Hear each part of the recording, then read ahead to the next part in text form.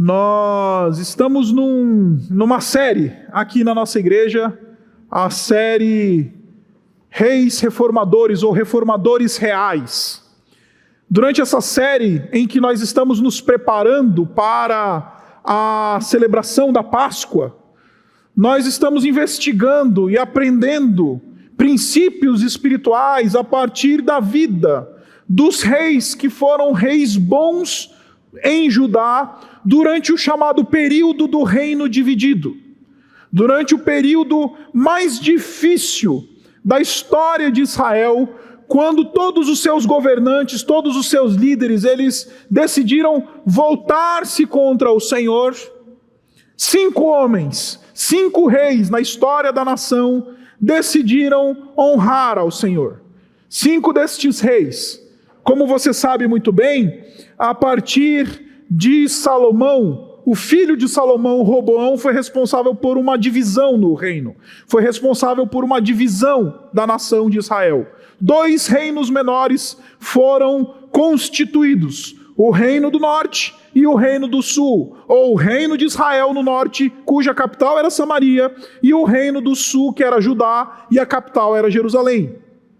O reino do norte foi logo destruído pelo Império Assírio. Foi logo destruído por Salmaneser, o quarto, o grande rei assírio, que então destruiu todo aquele reino do norte. E sobrou então aquele reino do sul. Aquelas 2 tribos que se organizaram como um reino e então estavam debaixo dos descendentes de Davi. E durante todo esse período do reino dividido, este reino do sul teve 20 reis. 20 descendentes diretos de Davi. 20 homens que podiam dizer que eram filhos e descendentes e por isso herdeiros do trono que estava em Jerusalém. Destes 20 homens, apenas 5 andaram com Deus. Apenas 5 fizeram aquilo que agradava ao Senhor. Hoje nós chegamos no último deles, Josias. Josias, ele não somente foi só um destes homens que andou com o Senhor, mas foi aquele responsável por fazer a maior das reformas espirituais que a nação de Judá passou em todo este período. Josias, ele promoveu uma reforma espiritual, se tornou um rei muito abençoado, muito próspero, fez com que a nação de fato gozasse de um período de paz, de prosperidade, de conforto, porque a mão do Senhor estava sobre ele, porque ele era um homem que de fato buscou honrar ao Senhor em todas as coisas. Mas uma coisa que você precisa ter em mente é que Josias, ele não tinha, humanamente falando, absolutamente nada para se tornar o grande homem que se tornou. Humanamente falando, Josias era alguém que vinha de uma família absolutamente ímpia e que estava comprometida com toda sorte de pecado.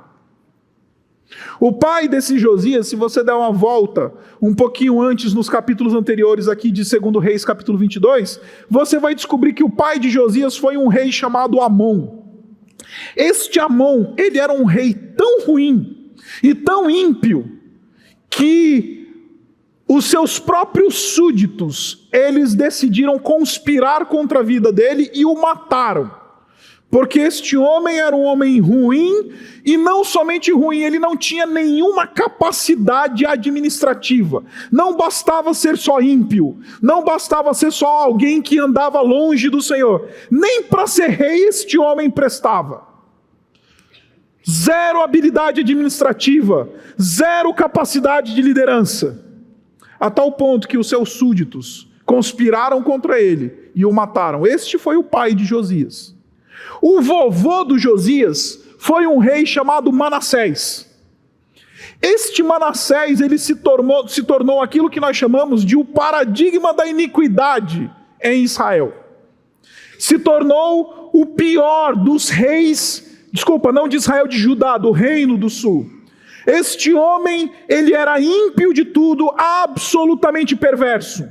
Chegou ao ponto de sacrificar os próprios filhos em adoração a deuses espúrios e pagãos. Você consegue imaginar esse nível de perversidade? O nível da perversidade do coração de uma pessoa que consegue pegar o seu filho e queimá-lo vivo em adoração a um Deus, a uma divindade? Este era o vovô de Josias. Josias, ele vinha de uma herança familiar horrível. Ele tinha tudo para dar errado. Ele tinha todas as influências negativas possível.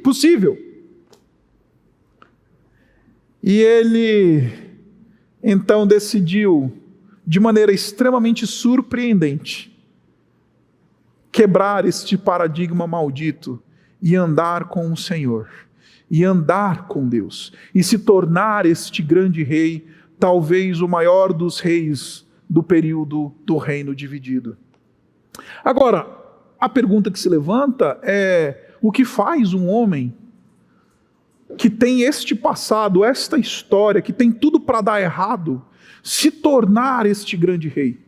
O que faz com que este jovem Josias, que subiu ao trono apenas com 8 anos de idade, quebrar e romper completamente com esta tradição maldita de sua família e se tornar não somente um bom rei, mas eventualmente o melhor dos reis que passaram ali pelo trono de Davi naquele período? O texto vai nos dizer que nos dias de Josias foi celebrada a maior das Páscoas que já houve em Israel, que já houve naquele lugar. Se houve uma grande celebração de Páscoa, foi Josias quem realizou. Nos dias de Josias, a liderança da nação agia com honestidade, a liderança da nação agia com seriedade, com probidade. O que faz? Qual que é a receita que faz com que um homem que tem tudo para dar errado se torne um grande luzeiro no meio do povo de Deus? Eu quero propor para vocês algumas respostas a partir desse texto que nós acabamos de ler. Em primeiro lugar, eu quero propor para você que Josias, ele buscou, em primeiro lugar, as referências corretas. Olha só o que diz o versículo 2 desse texto. Ele diz assim: ele fez o que o Senhor aprova e andou nos caminhos de Davi, seu predecessor, sem desviar-se nem para a direita e nem para a esquerda. Meus irmãos, eu queria corrigir hoje um conceito que muitos cristãos mal informados muitas vezes defendem. Que é aquela ideia que a gente fala assim para os novos convertidos, aquele pessoal que chega na nossa igreja e a gente fala assim: ô fulano, agora que você se converteu, deixa eu te falar. Você precisa olhar para Jesus apenas. Porque se você olhar para os homens, você vai se frustrar na tua caminhada, você vai desanimar, porque você vai ver as pessoas como pecadoras, você vai ver o pecado delas, você vai ver o fato de que eles têm pé de barro, e então você vai se frustrar e desanimar. Então não olha para homem, olha para Jesus. Esta é a maior mentira que nós podemos falar para um novo convertido. Porque por trás dessa fala está uma convicção espúria de que o cristianismo somente é uma religião de compêndio dogmático e moral. A religião cristã, ou a fé cristã, para muitos nada mais é do que somente mandamento, teologia, dogma, convicção doutrinária. E se não é convicção doutrinária, a gente acha que é uma boa filosofia de vida, né? Tem gente que olha para o cristianismo e diz assim, puxa, o cristianismo é um negócio muito legal, porque o cristianismo está inspirado lá na vida de Jesus, e Jesus é um grande mestre moral, é um homem que ensinou o amor, então o cristianismo tem uma filosofia bonita, o cristianismo é um negócio legal. Não, meus irmãos, o cristianismo não é uma filosofia bonita e legal, ou somente um código dogmático e ético e moral. A fé cristã, antes de qualquer coisa, ela é encarnacional. Ela precisa ganhar dimensões práticas na nossa vida. E então nós vivemos fé cristã. Mais do que professar a fé cristã, mais do que ter uma declaração pública de fé correta, do ponto de vista doutrinário, absolutamente acurado, absolutamente certo, fiel à tradição e tudo mais, não adianta nada olhar para a fé cristã somente assim, porque nós somos chamados a viver a fé cristã. E é exatamente por isso, porque a fé cristã ela é encarnacional, nós precisamos de referências vivas da fé cristã. A gente precisa de gente para mostrar para a gente o que significa ser cristão no tempo e na história. Mais do que grandes mestres de doutrina, mais do que grandes mestres de ética moral, nós precisamos de referência. Sabe aquele tipo de gente que a gente olha e fala assim, esse é cristão de verdade. E não é porque ele é um grande teólogo, não é porque ele sabe grego-hebraico, é porque ele é simplesmente alguém que leva a sério e encarna a sua fé. Na nossa caminhada cristã, meus irmãos, nós precisamos de gente assim. Nós precisamos de referências humanas. Precisamos de referências que vão nos mostrar que é possível, num mundo quebrado pelo pecado, onde as coisas estão desmanchando, viver de maneira íntegra para com o Senhor. Nós precisamos disso na nossa vida. E Josias, quando o texto diz para nós que ele decidiu então buscar Davi como seu grande referencial, ele está mostrando para nós isso. Nós precisamos de gente que mostra o caminho, aponta e fala, olha para mim. Como o apóstolo Paulo diz, sede meus imitadores, porque eu também sou de Cristo Jesus. Como o apóstolo Paulo fala para Timóteo, torna-te padrão, Timóteo, da piedade, torna-te padrão do amor, da fé, torna-te um padrão. Em outras palavras, a expressão grega que aparece ali em 1 Timóteo no capítulo 4, versículo 12, vai dizer assim, Timóteo, que você seja um tipo, que você seja um carimbo. Sabe essa ideia de um carimbo? Que onde você sai batendo é sempre igual? A gente precisa desses carimbos, desses modelos na nossa vida, para mostrar para a gente que é possível andar com Jesus num mundo de cabeça para baixo. Josias foi buscar essa referência, Josias foi buscar alguém que pudesse inspirar ele a ser alguém que andava com Deus. Só que a gente, de maneira absolutamente errada, fica falando para as pessoas, não, olha para Jesus. Sabe por que a gente fala olha para Jesus? Porque a gente quer fazer uma indulgência à nossa carnalidade.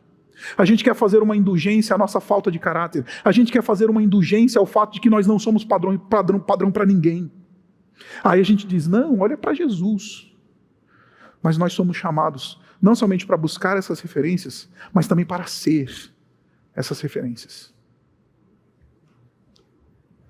Aí numa tentativa de buscar uma indulgência para a nossa falta de caráter, a gente diz, não, olha para Jesus, irmão, porque aí você não vai se frustrar.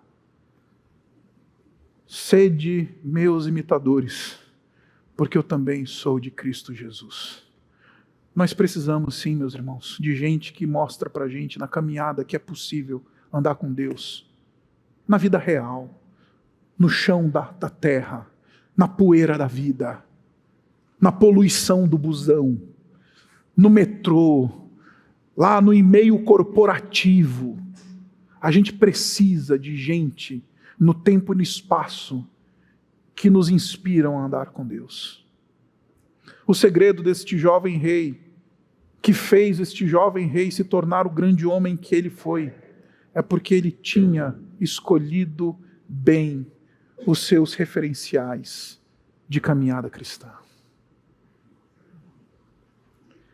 Outro dia, eu recebi um comentário que num primeiro momento me ofendeu. Uma das pessoas que estão aqui na nossa igreja me chamou e falou assim: pastor, recentemente, deixa eu explicar a fala, recentemente nós recebemos aqui na nossa igreja o pastor Fernando Leite, que é o pastor fundador da igreja que plantou a nossa igreja. A Igreja Batista Fonte em Campinas, a liderança da Igreja Batista Fonte em Campinas foi responsável por orientar todo o processo de plantação da nossa igreja. E o Fernando Leite, o pastor Fernando Leite, ele é de fato uma grande referência para mim. Eu me inspiro muito, eu costumo dizer que se eu fosse 10% do pastor que aquele homem é, eu encerro a minha carreira feliz. E aí foi muito interessante porque depois que o Fernando veio e pregou, e muitos não o conheciam ainda, porque a nossa igreja cresceu, o grupo foi aumentando e tudo mais, e aí o Fernando pregou aqui, e aí chegou alguém para mim e falou assim: pastor, você é mó Fernandinho.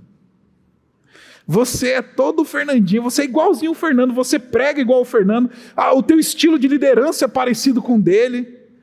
O pessoal vai lá na Igreja Batista Fonte e fala que o pastor Fernando Leite é assim, é reto. É olho no olho. Você é igualzinho, pastor. Aquilo me ofendeu num primeiro momento, porque aquela fala num primeiro momento pareceu que estava me roubando a minha identidade pastoral. Mas depois eu comecei a parar e falar assim: não, que bom. Que bom que alguém vê em mim traços de um homem piedoso, de um homem que ama o Senhor. Que bom que alguém vê em mim um modelo, um padrão que está sendo reproduzido. Eu queria a morte se alguém chegasse para mim e falasse assim: pastor, você tem aí um jeito parecido com essa figura mediática aqui, reprovável.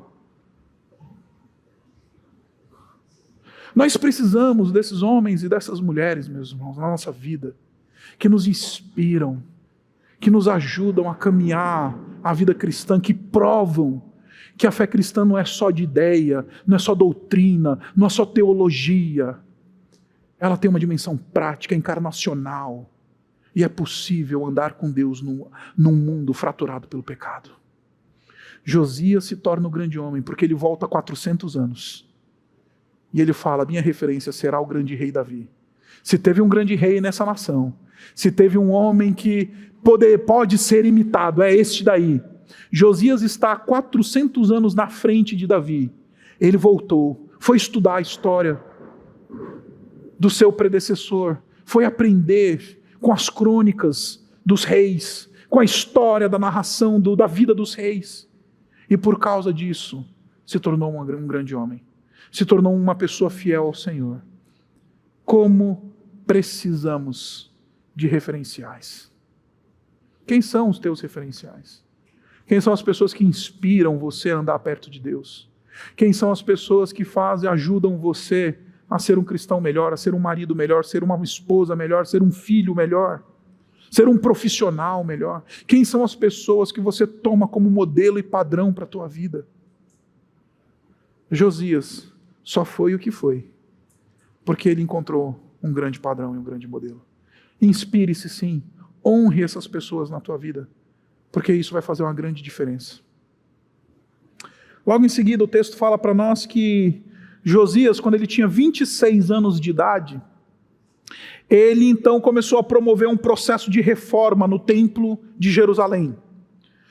O vô dele, Manassés, profanou completamente o templo, colocou deuses pagãos, altares pagãos dentro do templo de Israel. E então, Josias decidiu promover uma renovação do templo. Visto que ninguém mais ligava para a verdadeira religião de Israel, para o Deus verdadeiro de Israel, o templo foi começando a ser deteriorado, a ficar deteriorado. E então Josias decide começar um processo de reforma estrutural no templo.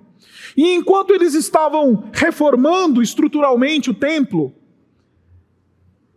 os servos de Josias encontraram o livro de Deuteronômio, aquilo que o texto chama de livro da lei.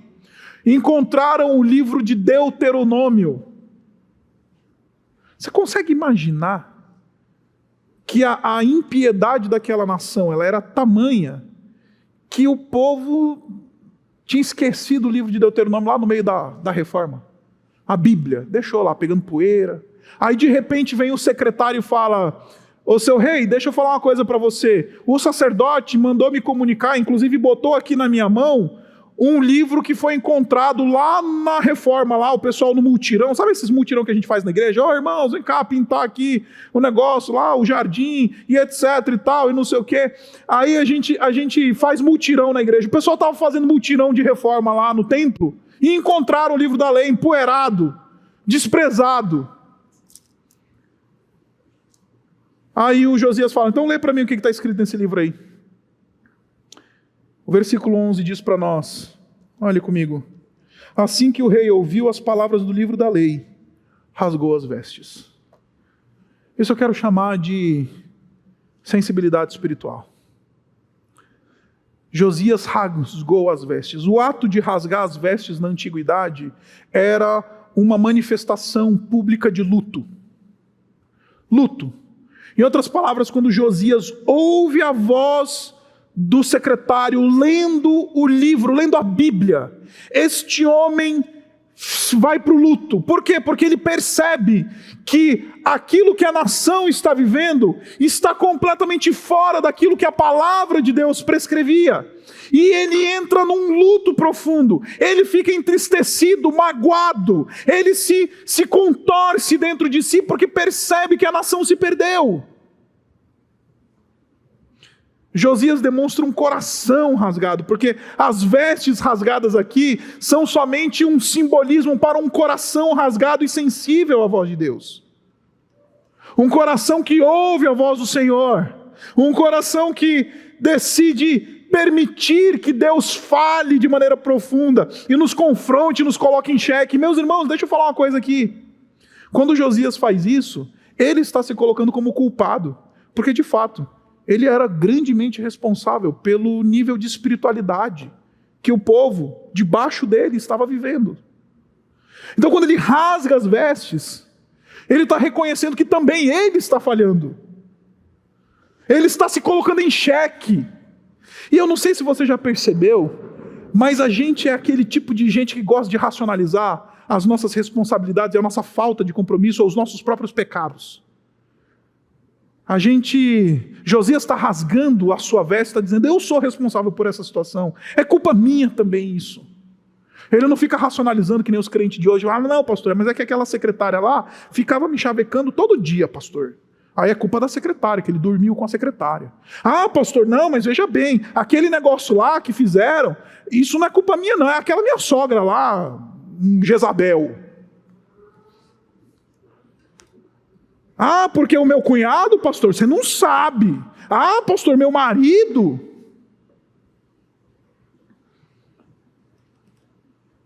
E é sempre culpa dos outros, né? O pastor Davi, quando pregou aqui na nossa igreja sobre o rei Josafá, ele falou uma frase da teologia que é muito conhecida e eu quero repetir aqui. Aquilo que o coração ama, as mãos fazem e a mente justifica. Aí a gente fica arrumando desculpa, porque a gente não tem coragem de rasgar a veste do coração. A gente racionaliza o nosso pecado. Não, pastor, veja bem, não é culpa minha, não é aquela minha mulher lá, que ela é uma mulher iracunda. Pastor, veja bem, eu sou descendente de italiano. Não, tu é mau caráter. Eu sou assim, bravão, grosso com as pessoas, de tato nenhum com ninguém, trato todo mundo no chute. Não, pastor, veja bem, mamma mia, italiano. Não, é que tu é mau caráter. Tu é grosso, mal educado. E a gente racionaliza. Josias, ele rasga a veste e fala: eu estou aqui. Eu não tenho cooperado para que essa nação ande perto do Senhor. Eu sou o culpado disso. Eu sou o responsável por isso. E o seu coração, ele é cortado pela palavra de Deus. Nós precisamos de cristãos que são cortados pela palavra de Deus. Nós precisamos de uma igreja formada por gente que tem a sua interioridade cortada pela palavra de Deus.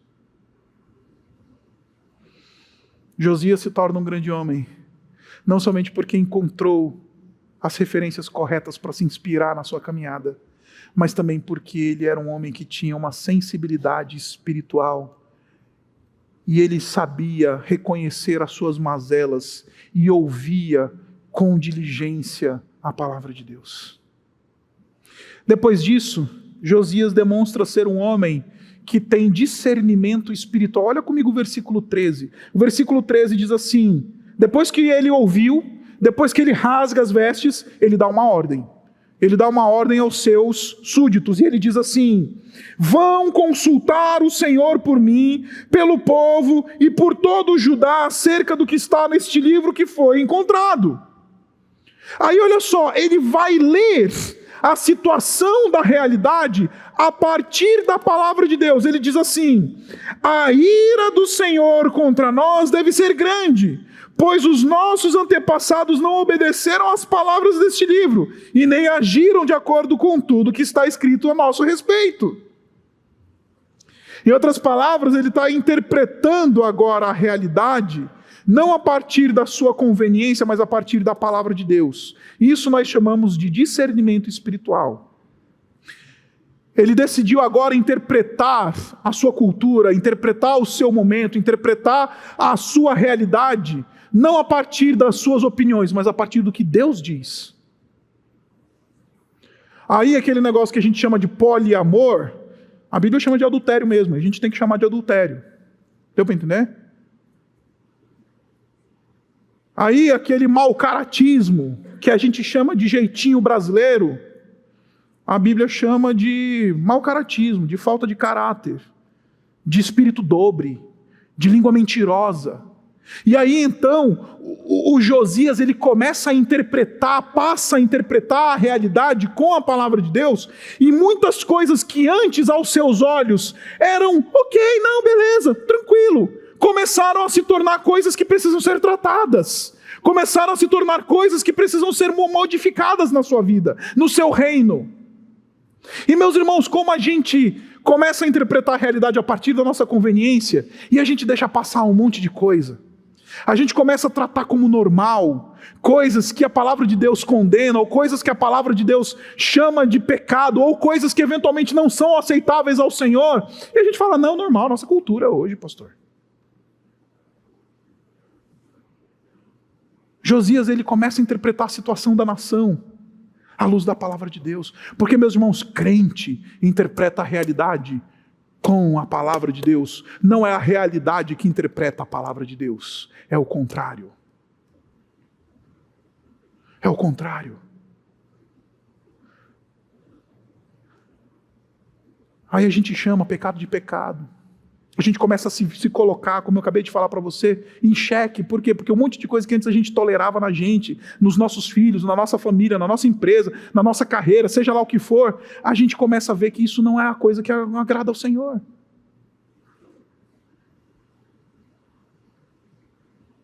Outro dia, estava conversando com um irmão, fica tranquilo, ele não é da nossa igreja, não, esse negócio está indo para a internet.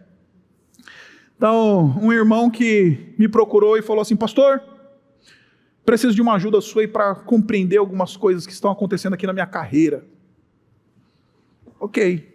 E este irmão, ele trabalha com especulação financeira. Não estou aqui para trabalhar os conceitos da especulação financeira, se é moral, se é imoral, não estou aqui para julgar essas coisas aqui. Mas é um irmão que trabalha com mercado financeiro, especulação financeira, e aí ele veio falar para mim e falou assim, não, pastor, porque o negócio é o seguinte, não tem jeito, no mundo da especulação financeira, ou você ganha ou você perde. Então você corre atrás e vai para cima, vai para ganhar, você bate na mesa, você resolve o negócio e vai para cima. Se você for muito cheio de dedos, ele falou assim, se você for muito cheio de dedos, você não vive no mundo da especulação financeira. Porque, pastor, lá fora a gente tem que ser leão. Reproduzindo o ensino de muitos falsos pastores que falam que você tem que ser macho man, tem que bater na mesa, lá fora no mundão você tem que ser batizado na violência. Essas machonarias cristãs estão ensinando isso por aí. Aí eu virei para ele e falei assim, você está interpretando a tua realidade com os óculos incorretos. Está errado isso, meu amigo. Tu não tem que ser leão lá não. Porque nós somos enviados ao mundo como ovelhas em meio de lobos. E meu irmão, deixa eu te falar, ovelha em meio de lobo vai ser ferida. Ovelha em meio de lobo vai ser dilacerada. Ovelha em meio de lobo vai ter a sua lã arrancada. Ovelha em meio de lobo sofre o dano. Ovelha em meio de lobo apanha, não bate. Ovelha em meio de lobo é sacrificada. Ovelha em meio de lobo sangra. Você está interpretando a tua realidade com os princípios errados. Olha para a palavra de Deus. Você não é chamado para ser leão, você é chamado para ser ovelha.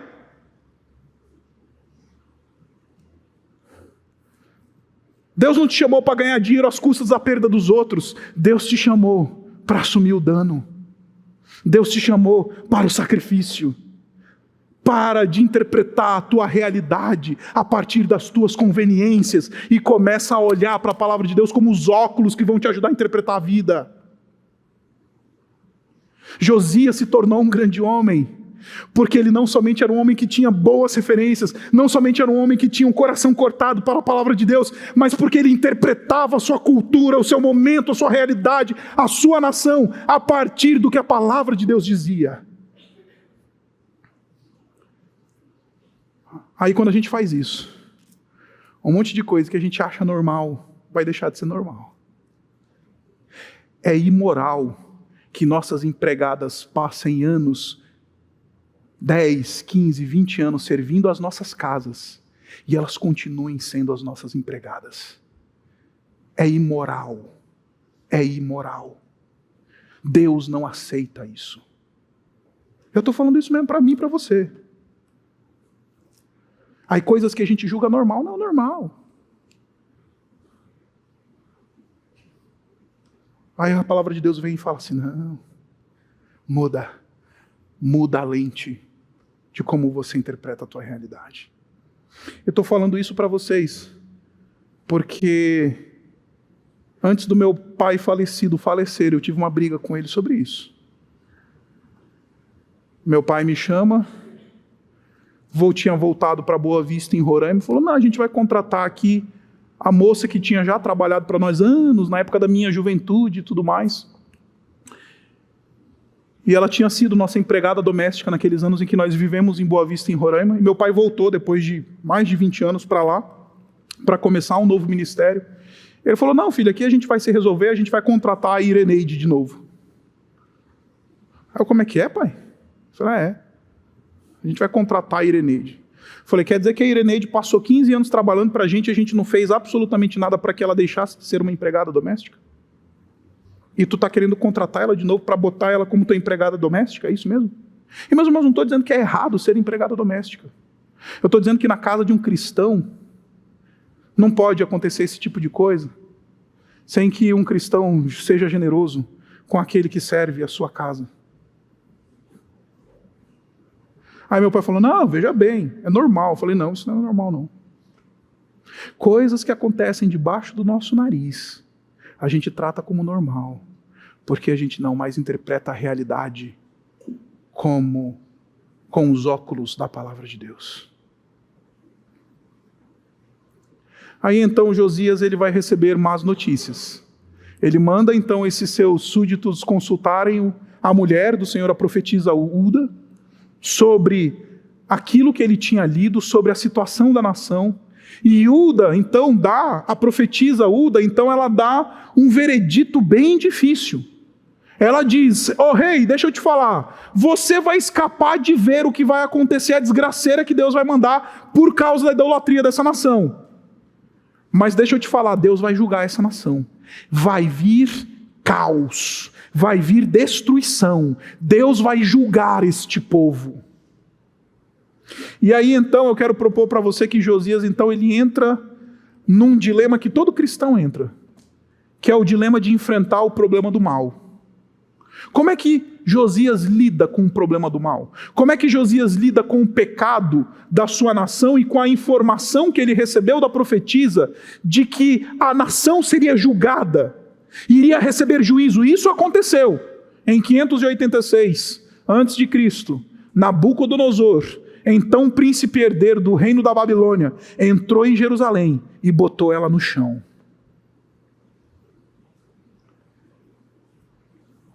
Como é que ele lida com isso? Como é que a gente lida com o aviso prévio que chega sem aviso? Como é que a gente lida com o caos, com o diagnóstico de câncer? Como é que a gente lida com isso? Josias recebeu uma notícia ruim aos olhos humanos. Josias recebeu a profetisa dizendo: a casa vai cair, campeão. Deus vai te poupar por causa da tua piedade, porque você de fato é um homem piedoso e anda com o Senhor, e você não vai ver isso, mas a casa vai cair. Nessa hora, é muito comum a gente falar assim: então não quero mais esse Deus não. É nessa hora que a gente entra em crise, meu irmão. Quando o papai vem e fala assim: filho, a gente está com câncer. Quando o chefe chama e fala: a gente estamos fazendo uma reconfiguração aqui no setor, não vamos precisar mais de você aqui entre nós. Você está demitido. Quando chega a notícia ruim, como é que a gente lida com isso? Aí nessa hora a gente, de maneira geral, vai querer colocar na conta de Deus: então não quero mais saber desse Deus não. Porque se Deus fosse Deus, essas coisas não aconteceriam. Ao contrário disso, sabe o que Josias vai fazer? Em último lugar, o quarto ponto desse sermão. Ele faz uma aliança com Deus. Eu não li de propósito porque eu queria ler com você agora. Abra comigo em 23, capítulo 23, versículos 2 e 3. Segundo Reis 23, 2 e 3, ele diz assim: em seguida, depois dessas coisas, ele subiu ao templo do Senhor, acompanhado por todos os homens de Judá, por todo o povo de Jerusalém, os sacerdotes e os profetas, todo o povo, dos mais simples aos mais importantes. Para todos o rei leu em alta voz todas as palavras do livro da aliança que havia sido encontrado no templo do Senhor. Versículo 3. O rei colocou-se junto à coluna e na presença do Senhor fez uma aliança. Diante da notícia difícil, do caos, Josias não responde com: cadê esse Deus? Cadê o Deus livrador? Cadê o Deus redentor? Sabe o que ele faz? Apesar das notícias ruins, Senhor, eu estou aqui renovando a minha aliança contigo. Eu estou dizendo que tu és o nosso Deus. Apesar do caos, apesar do problema, apesar do prenúncio de destruição, tu continuas sendo o nosso Deus. Vamos fazer uma aliança contigo. Vamos renovar a nossa aliança. Vamos recompor o nosso relacionamento. Vamos começar um processo de revitalização da nossa espiritualidade, independente do veredito que Deus já determinou, independente daquilo que Deus já estabeleceu, nós vamos ser fiéis a Ele. Como é que a gente responde quando vem o prenúncio do caos? Como é que a gente responde quando alguém traz notícias desagradáveis? Como é que a gente responde quando somos informados que o que vem adiante não é nada bom? Nós estamos sendo convidados pelo testemunho de Josias a responder assim: apesar de todas as coisas, Senhor, tu és o nosso Deus e seremos fiéis a ti. Vamos fazer uma aliança com esse nosso Deus. Apesar do decreto de juízo, apesar de sermos punidos justamente por causa da nossa idolatria, apesar desse aperto todo ser fruto da nossa imoralidade, da nossa idolatria, daquilo que nós estamos vivendo, Senhor, tu és o nosso Deus, e nós vamos descansar na tua justiça e bondade. É isso que Josias está fazendo. Como é que eu e você reagimos a um anúncio do mal? Agora, meus irmãos, eu não vim pregar um sermão sobre Josias para vocês, porque eu vim lhes falar, através de Josias, sobre um Josias maior. Um Josias maior também viu a situação de caos do seu povo. Um Josias maior recebeu do seu próprio pai a notícia do prenúncio do caos. Ele disse assim: aparta de mim esse cálice, mas que não seja feita a minha, mas a tua vontade. Esse Josias maior também respondeu ao mal celebrando uma aliança. Esse Josias maior, ele não tinha só um coração cortado, ele teve um corpo partido para celebrar uma aliança, para que aqueles que estão nele não precisem mais viver de uma maneira dissoluta, não precisem mais viver segundo o padrão da época, não precisem mais viver de maneira completamente desregrada e destruída e experimentarem essa destruição. Porque há um Josias maior. Esse Josias menor, ele olha para a situação do povo e ele diz: eu vou fazer uma aliança. O Josias maior, ele olha para a situação do seu povo e ele diz: eu serei esta aliança. Isso que nós vamos celebrar daqui a pouco é aquilo que o Josias maior fez por mim e por você. Então, quando esse Josias menor, rei, lá em 612, 615, antes desse Josias maior aparecer, antes de Jesus aparecer, ele sobe no templo, no monte do templo, e celebra uma aliança. Ele está apontando para o Josias maior, que vai subir no Monte Calvário, e vai celebrar uma aliança por causa do caos estabelecido. Para redimir este caos, para tratar esse caos, para que eu e você, a gente não precise viver essa vida miserável que a gente vive. Sim, há um pecado grande que precisa de juízo, mas meu irmão e minha irmã, eu vim pregar para você a esperança da graça da cruz do Senhor Jesus. Eu não vim falar sobre um Josias distante, eu vim falar sobre um Jesus presente. Eu não vim falar sobre um homem que fez uma aliança lá no passado, eu vim falar para você essa noite sobre o Cristo que fez uma aliança para que eu e você pudéssemos viver na luz, para que eu e você pudéssemos andar na contramão de dias caóticos. Eu não sei o que você está passando na sua vida, e eu quero dizer para você, graças a Deus, porque eu não sei. Mas eu vim dizer para você essa noite, há um Josias maior, que se tornou uma aliança por mim e por você, para a nossa redenção. Abaixe sua cabeça e vamos orar. Obrigado, Pai, por Jesus. Obrigado porque Ele assumiu o dano. Ele viveu de maneira plena, perfeita, e foi absolutamente compassivo em relação às nossas mazelas. Ele nos encontrou nas nossas trevas. Ele nos encontrou na nossa deterioração. Ele nos encontrou no nosso caos. E celebrou uma aliança em que Ele oferece o seu sangue, oferece o seu corpo, permite ter o seu corpo partido, para que eu e os meus irmãos aqui, aqueles que nos acompanham pela internet, possam experimentar novidade de vida, possam quebrar esses paradigmas. E Pai, como precisamos de Jesus, que é a nossa referência perfeita, como precisamos de Jesus como aquele que nos mostra o que significa ter um coração rasgado para a Tua Palavra. Como precisamos de Jesus, que mostra para nós o que significa de fato interpretar a realidade com os Teus olhos, os olhos da Tua Palavra. E como precisamos de um Jesus que já celebrou uma aliança na cruz, para que nós pudéssemos ser libertos do nosso pecado, pudéssemos ser redimidos, para que nós pudéssemos parar de interpretar aquelas coisas que nós julgamos muitas vezes como triviais, à luz da palavra de Deus. Então nos ajuda, Pai, ajuda-nos. Nós somos gratos porque o Senhor é bom e a Tua bondade ela não se retira de nós. Nós oramos assim no nome de Jesus. Amém.